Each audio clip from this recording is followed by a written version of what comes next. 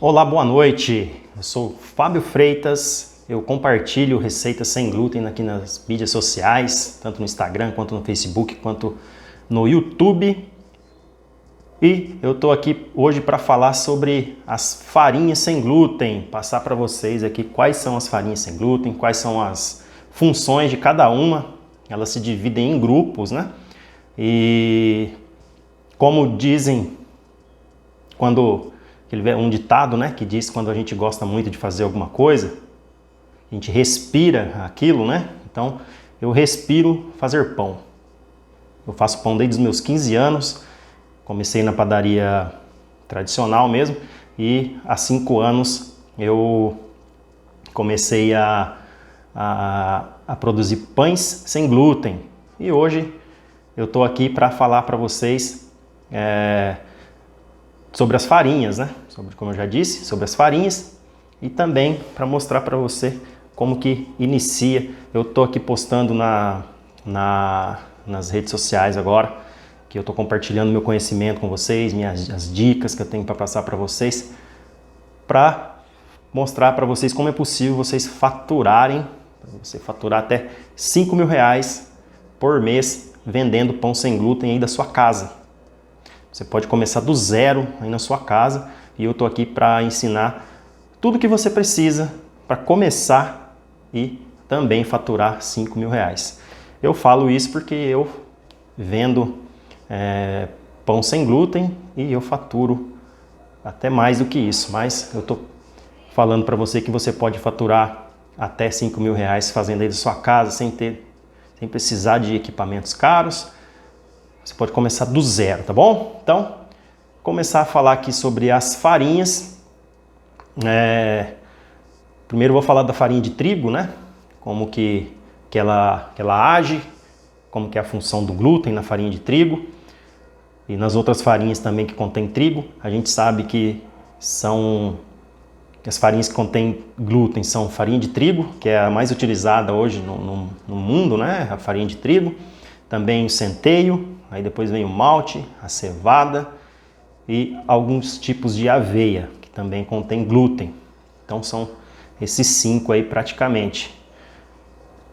E a função do glúten é a seguinte: a função do glúten é deixar um pão mais macio, um pão com mais expansão, um pão fofo, saboroso. Essa é a função do glúten. O glúten a farinha de trigo, quando ela entra em contato com água, ela começa a desenvolver o glúten ali e começa a dar elasticidade para a massa, né? Então, essa é a função do glúten. E como nós estamos aqui para falar de farinha sem glúten, dos grupos de farinhas, né? Que são vários, por que eu quero falar para vocês da função de cada uma? Porque até hoje não se descobriu uma só farinha, um tipo de farinha sem glúten que faz a mesma ação aí do glúten, né? Da farinha de trigo. A farinha de trigo é uma só e ela faz tudo isso que eu falei para você. Ela promove tudo isso que eu acabei de citar aqui numa receita de pão, de bolo, seja lá o que for produzido com ela. E o sem glúten ainda não descobriram uma farinha que faça tudo isso. E por isso que é necessário fazer a junção de várias aí, cada uma com a sua função, para poder chegar o mais perto possível de um resultado parecido com o que o glúten promove numa receita, tá bom? Então, eu vou falar aqui agora sobre as farinhas do grupo aqui de estrutura. Então, as farinhas de grupo de estrutura, elas são... Só preciso abrir aqui, gente, para eu seguir aqui os tópicos que eu separei para poder falar. Só um instantinho.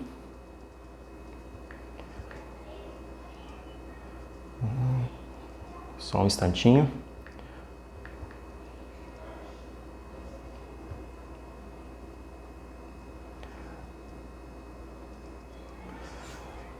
Então é isso. As farinhas de estrutura. Quais são as farinhas de estrutura? É farinha de arroz branco, né? Farinha de arroz integral também. Farinha de trigo sarraceno, mas não confundam aí trigo sarraceno com trigo normal, não tem nada a ver, tá? É uma farinha sem glúten. Farinha de grão de bico, que é uma farinha que também é rica em proteína, que é muito bem-vinda aí na produção sem glúten. Farinha de amaranto, farinha de quinoa, para não esquecer nenhuma, eu vou dar uma olhadinha aqui, tá, gente? Farinha de painço e também a farinha de aveia, tá? Aí vem as oleaginosas. Oleaginosas são as farinhas de amêndoas, farinha de castanha do Pará, farinha de castanha de caju também farinha de linhaça também serve como uma farinha de estrutura. Então essas são as farinhas que vai dar estrutura para o seu bolo, tá? Como o glúten ele produz tudo aquilo, né? Que ele promove tudo aquilo numa massa de pão, então principalmente estrutura, a gente tem que usar esse tipo de farinha que são as farinhas de estrutura, tá? Para o seu bolo poder ficar alto, estruturado, tá? Aí a gente tem também as farinhas que vai promover leveza no seu pão. Essas farinhas são os amidos, que é a farinha, que é o amido de milho e também a fécula de batata. Elas vão promover leveza e também tem as farinhas do grupo da liga. Farinha do grupo de liga são polvilho doce, polvilho azedo e também a farinha de araruta. A farinha de araruta é uma farinha mais difícil de encontrar, né? Aqui na nossa região mesmo, eu nunca vi. Então, o mais fácil de encontrar e que surte um resultado muito bom é o polvilho doce. Aí tem uma diferença, né, entre o polvilho doce e o polvilho azedo, que é o tipo, a produção dos dois, né? O polvilho azedo ele passa por uma fermentação, que é por isso que ele fica aquele saborzinho meio azedinho. E também eles têm ações diferentes em receitas. O polvilho doce ele serve para dar elasticidade nas massas. Ele ajuda a dar elasticidade, também ajuda a dar liga. E o polvilho azedo ele ajuda mais aí na questão da expansão, né? Só que o polvilho azedo não é tão usado em receitas. Se você for usar o polvilho azedo, é melhor usar um polvilho em pouquíssima quantidade, porque vou dar um exemplo aqui quando é feito o pão de queijo. O pão de queijo são misturados os dois polvilhos, né? Um para dar aquela liga no polvilho, que é no pão de queijo, que é o polvilho doce, e também tem o polvilho azedo, que é o que vai dar maior expansão no pão de queijo, ou também no biscoito, né? O biscoito é feito com polvilho azedo, por isso que ele fica aqueles buraquinhos no meio, né? Quando você faz aqueles biscoitos maiores, mais rústicos, eles ficam com aqueles buracos no meio. Então por isso que não é interessante estar usando muito polvilho azedo, não é uma receita de pão, porque senão ele pode ficar com esses buracos no meio aí. Então melhor utilizar o polvilho doce, tá? O polvilho doce ajuda muito. Então são esses 3 tipos de farinha que devem ser utilizadas, que devem fazer parte aí dessa mistura para elas se complementarem entre si, né? E aí surtir um resultado ótimo aí na hora da sua produção. As farinhas de estrutura, você não precisa usar todas elas, né? Você vai escolher uma para você utilizar. O que pode acontecer? Você pode fazer substituições. A mais usada é a farinha de arroz, que é mais fácil para encontrar. Farinha de aveia também é fácil de encontrar, mas só que a mais utilizada é a farinha de arroz. Então você pode estar utilizando tanto a farinha de arroz quanto a farinha de arroz, tanto a farinha de arroz branco quanto a farinha de arroz integral. Vai surtir um pouco vai mudar, né, um pouco ali a textura do seu pão, né? Porque a farinha integral ela possui mais fibras do que a farinha branca. E quando uma farinha ela possui mais fibras, ela tende a absorver mais líquido, mais água que você está colocando ali na sua receita. Então tem que ficar muito atento, mas pode muito bem ser substituída uma pela outra, tá bom? Se você não tem uma dessas duas farinhas, você pode utilizar também a farinha de aveia. A farinha de aveia é muito boa, muito bacana aí para poder substituir, para ser usada como uma farinha para dar estrutura na sua massa. Ela também, ela tem uma certa liga, né? Quando ela hidrata ali, ela tem uma certa liga, então é muito boa, é saborosa. Ela é uma farinha mais, que prende mais umidade aí da receita do que a farinha de arroz, né? A farinha de arroz é uma farinha mais seca. Aí nós temos também a farinha de quinoa, que também é uma farinha de estrutura, uma farinha que serve para substituir, só que ela tem um sabor um pouquinho mais acentuado. Eu particularmente não gosto muito de utilizar só a farinha de quinoa para ser a base ali da farinha da estrutura do meu pão, tá bom? Outras farinhas, farinha de painço. Painço, para quem não sabe, ele é uma sementinha bem pequenininha, muito parecida com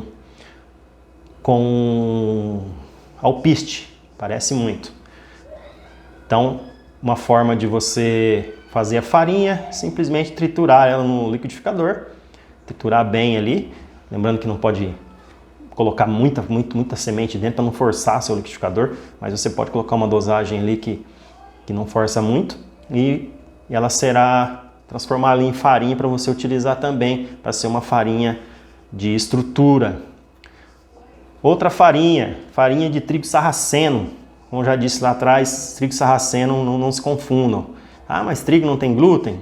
Tem, mas esse não é um trigo sarraceno. O grãozinho é até diferente, não tem nada a ver, tá bom? Pode utilizar tranquilamente, que não vai ter problema. Farinha de grão de bico, também é outra farinha que é uma farinha de estrutura, só que ela é uma farinha que tem um sabor muito acentuado também. Não gosto de usar em grande quantidade em receitas, eu uso porque ela é uma farinha proteica e a farinha, quando ela é proteica, ela ajuda mais a dar estrutura para o pão, né? Porque proteína, ela ajuda muito, tanto que a farinha de trigo, ela tem a proteína, que é o glúten, né? É o glúten. Então a farinha quando é bom você dosar, né? Um pouco de farinha proteica e um pouco de outras farinhas. Por exemplo, a farinha de arroz, ela não tem proteína, ela é bem pouco, né? Ela é muito rica em carboidratos. Então é sempre bom dar uma dosadinha ali, mas uma quantidade pequena, porque quantidade grande, eu particularmente não gosto do sabor, tá? Mas se você colocar uma quantidade pequena na receita, não vai influenciar em nada a sua receita, e sim, assim, pro lado ruim, né? Vai beneficiar sim a receita, deixar a receita mais nutritiva, mais proteica também. A outra farinha que eu esqueci de citar na lista no início aqui é a farinha de feijão branco também, que ela é uma farinha de estrutura, tá? Mas assim como a de grão de bico, pelo menos eu nunca utilizei ela para ser a base de uma receita, né? Uma receita de estrutura aí para servir como base de estrutura. Nunca usei. Eu costumo usar ela sempre com a farinha de grão de bico, para poder dar uma quebrada nesse sabor acentuado que a farinha de grão de bico tem. Então coloco ali 50-50, metade de cada, para poder dar essa quebrada aí no sabor. E fica ótimo, tá bom? Daí dá para utilizar em bolos, pães, tranquilamente. Tortas também. Aí vem as oleaginosas, que também serve como farinha de estrutura. Farinha de oleaginosa tem a farinha de castanha do Pará, que é excelente. Você pode substituir também pela farinha de arroz, mas aí precisa ter um pouco de atenção. Porque farinha de oleaginosa, como já diz o nome, elas são ricas em gorduras, né? São gorduras boas, mas quando você vai fazer uma receita aí com farinha de uma oleaginosa, é bom você ficar atento na quantidade de gordura que você vai adicionar na sua receita, né? E quando você faz uma com a farinha de arroz, por exemplo, você vai ter que colocar uma gordura. Sempre a gente coloca gordura, né? Para dar sabor na massa, né? Dar umidade na massa, maciez. Então é importante ter gordura na massa. E como a farinha de amêndoas, ou Pará, né? Ou de caju, que são as oleaginosas, elas contêm muita gordura, então é bom dar uma diminuída nessa quantidade de gordura aí da sua receita. Se for fazer um pão low carb, por exemplo, que vai praticamente somente a farinha de oleaginosa, nem gordura precisa colocar. Então só usa ela. Gosto de colocar um psyllium também, vou explicar a função do psyllium também daqui a pouco. Aí tem a de caju, né? Castanha de caju também é uma de estrutura também. Mesmo esquema aqui da farinha de castanha do Pará, que eu acabei de falar, questão da gordura. Vai mudar o sabor, né? A castanha do Pará, ela tem um sabor mais acentuado também. Eu já fiz teste, já testei a farinha de castanha do Pará no lugar de farinha de amêndoas. Assim, mudou totalmente, né? Como eu comercializo pão, o pessoal estava acostumado ali com a farinha de amêndoa, que ela é mais neutra. Quando eu troquei, o pessoal sentiu, né? Eu também senti, né? Você come na hora, você sente ali o gosto mais acentuado da farinha da castanha do Pará. Então, tem tudo isso. Pode substituir? Pode, mas vai afetar aí as características, né, no resultado final aí do seu pão.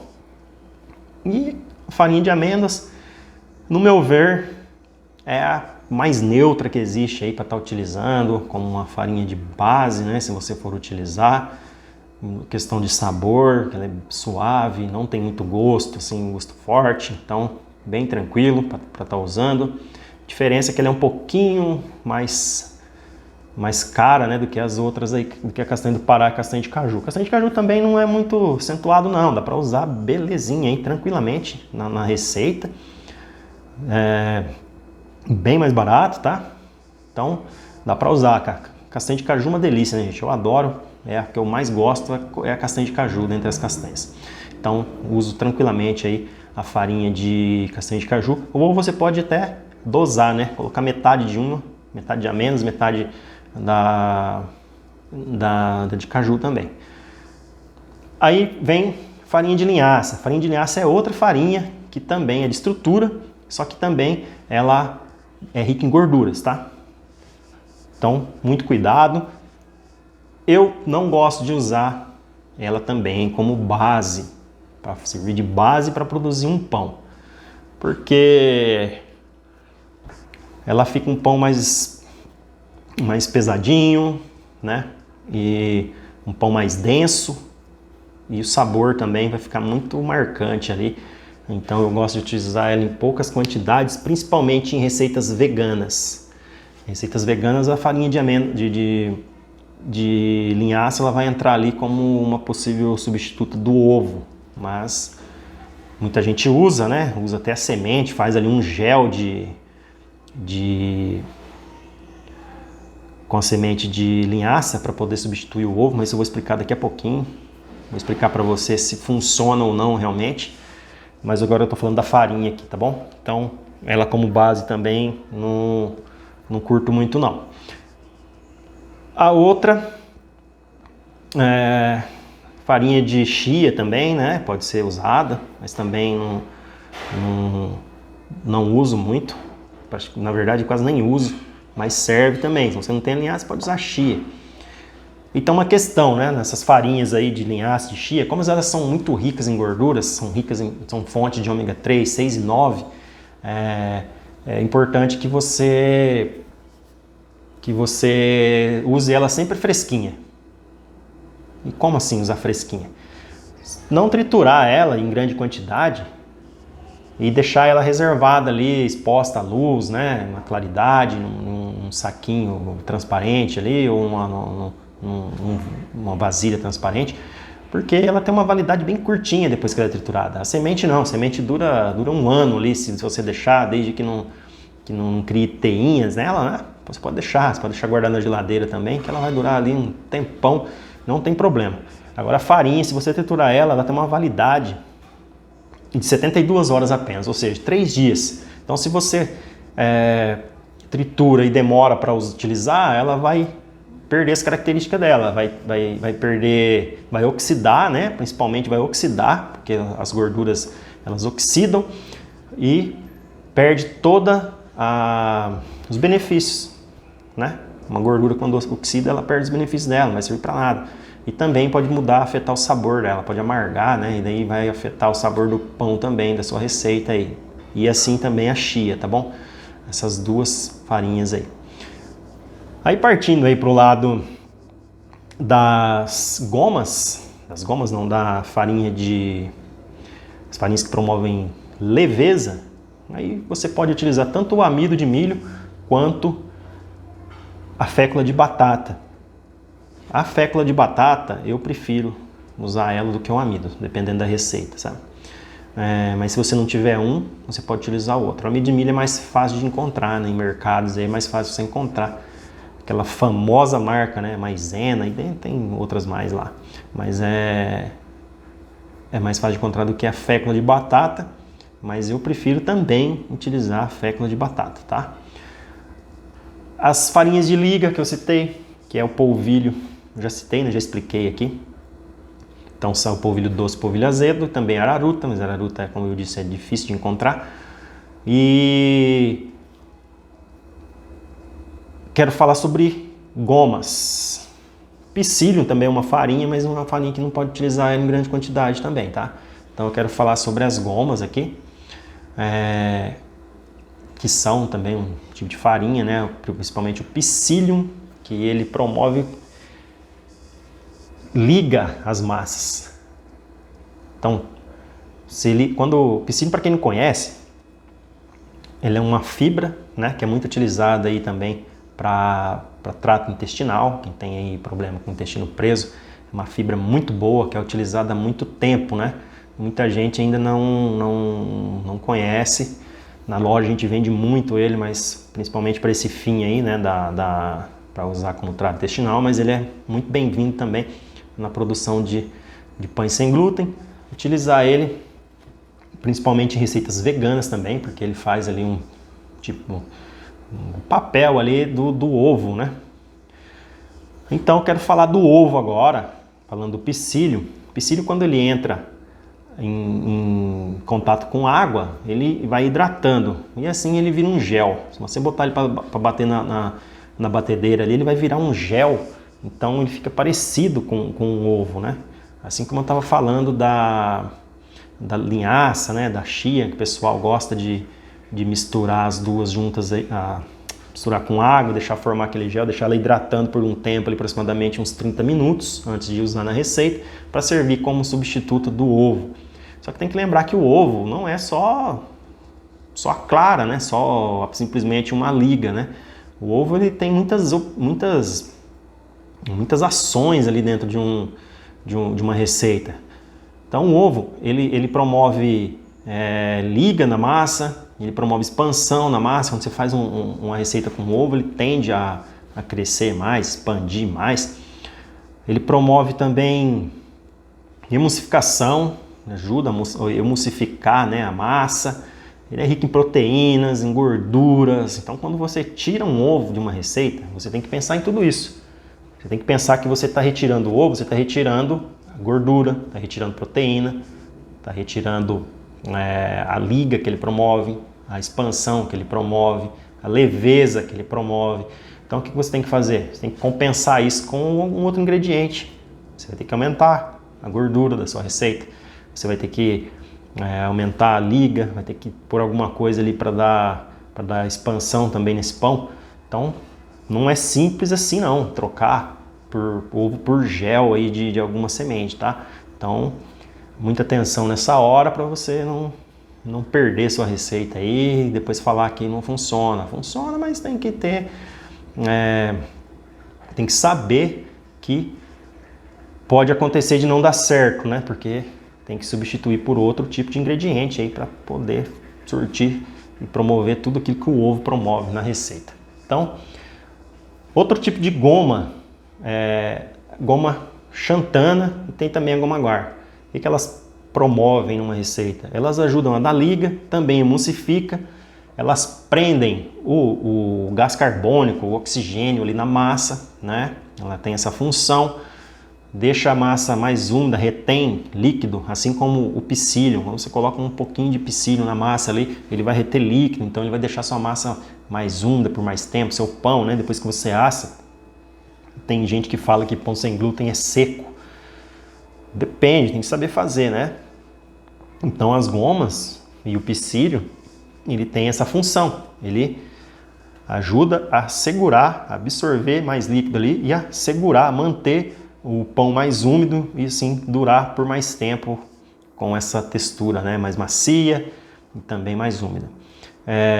Assim a goma aguar também. A goma xantana, ela é uma fibra, tá? Também é uma fibra, é retirada de plantas, não faz mal, como muita gente acha, né? Muita gente acha que a goma xantana faz mal, mas muita gente também não sabe que a goma xantana é usada há muito tempo aí em quase tudo que você possa imaginar.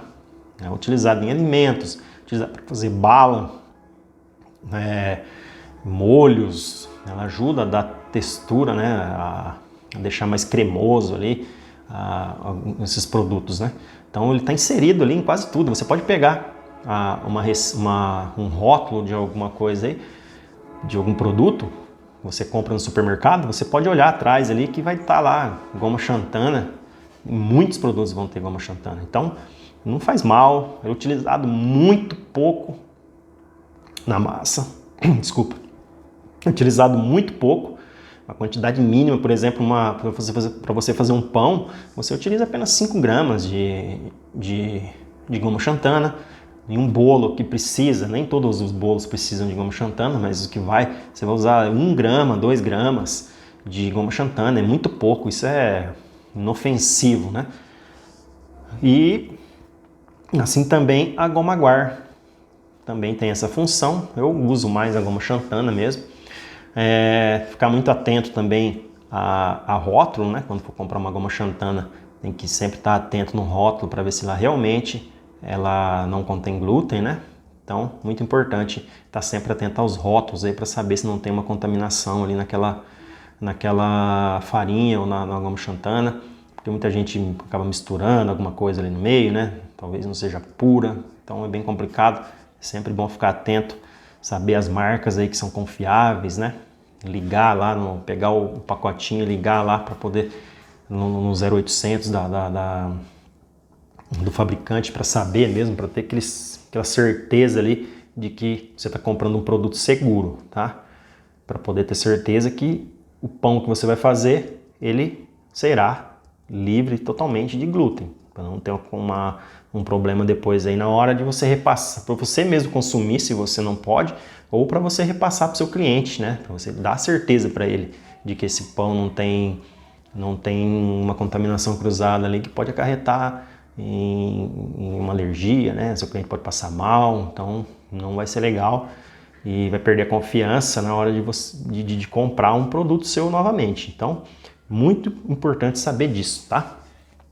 Então, ó, dá para fazer as substituições tranquilamente, sempre sabendo que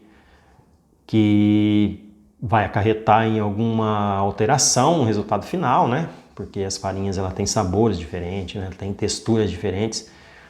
Saber também que uma pode absorver mais água que a outra. Por exemplo, a farinha de arroz, como eu citei aqui, a de arroz integral, ela absorve mais água, né? Por conta das fibras que ela contém. Então, sempre atento. Então, por isso que não pode viver preso a receitas.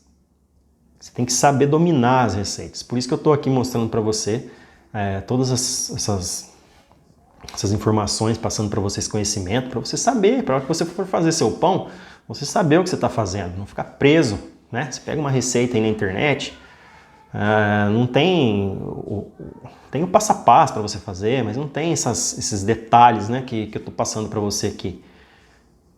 Então, talvez você faz e não dá certo. Todo pão sem glúten não presta, todo pão sem glúten é duro, né? Então, mas não é. Tem que ter as técnicas, o conhecimento para você poder fazer aí um pão que seja gostoso de comer, né? Que você vai dar para alguém e essa pessoa vai gostar, que você possa vender depois e faturar com esse pão. Um erro, vou citar um erro aqui que é muito clássico, eu já cometi esse erro quando eu comecei, né? Quando eu comecei a produzir, eu também não sabia nada, como eu já disse no vídeo anterior que eu fiz essa semana.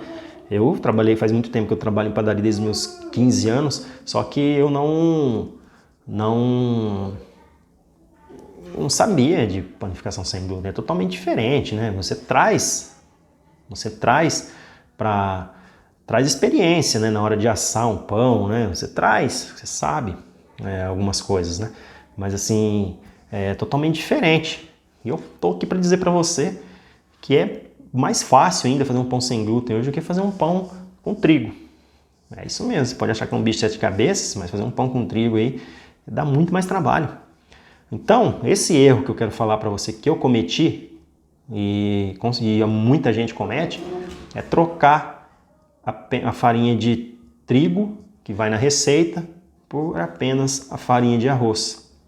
Quase todo mundo faz isso.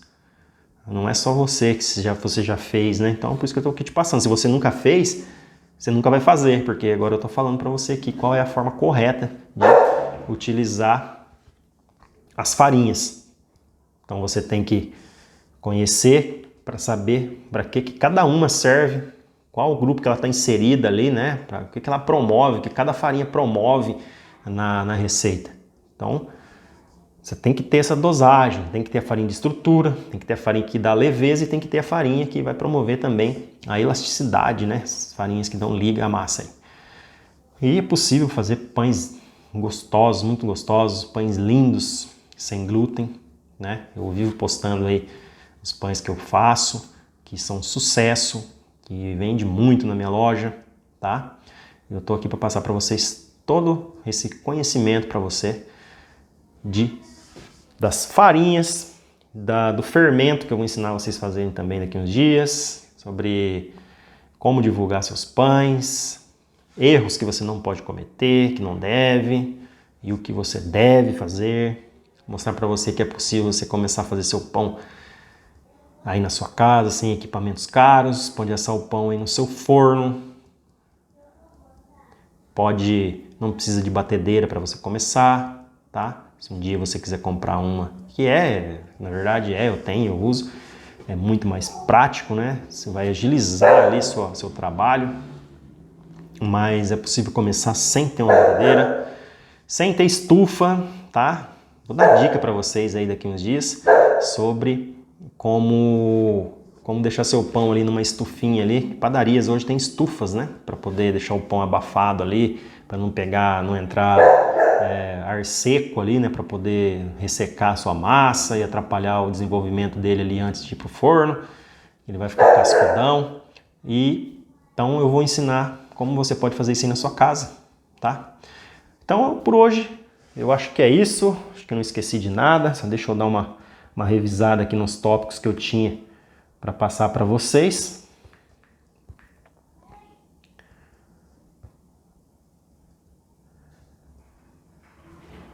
Eu acabei esquecendo de uma farinha aqui, tá?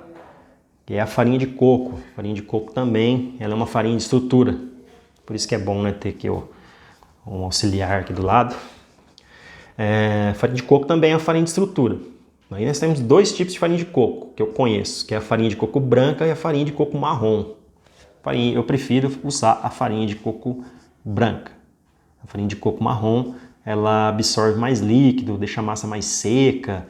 Então, a farinha de coco branca, ela é melhor para utilizar. E o bom da farinha de coco é que ela tem um índice glicêmico muito baixo, carboidrato quase zero de carboidrato a sua massa nessa farinha, né? É uma farinha que ela é muito utilizada para fazer receitas cetogênicas, usadas para fazer receitas low carb, só que sempre bom também você estar dosando com outro tipo de farinha, porque como a farinha de coco ela tem o gosto acentuado do coco, então não é tudo que vai ficar gostoso com essa farinha. Para fazer pão mesmo eu não curto muito não, gosto de usar ela e fazer bolos, né, uns bolinhos integrais aí sem trigo, ela fica muito boa. Então, farinha de coco também é uma farinha sem glúten. Então, eu acho que era isso que eu tinha para passar sobre as farinhas. Falei sobre todas elas aqui. Então, passando mais uma vez falando sobre quais farinhas são essas. Então, para você guardar aí para você fazer depois. Farinha de estrutura, farinha de arroz, farinha de quinoa, farinha de arroz integral, farinha de amaranto, farinha de coco, farinha de aveia, farinha de amêndoas, farinha de castanha do Pará, farinha de castanha de caju, Aí vem as de ligas, né, que é o polvilho doce, polvilho azedo e também a araruta. E as farinhas de leveza, que são amido de milho e a fécula de batata.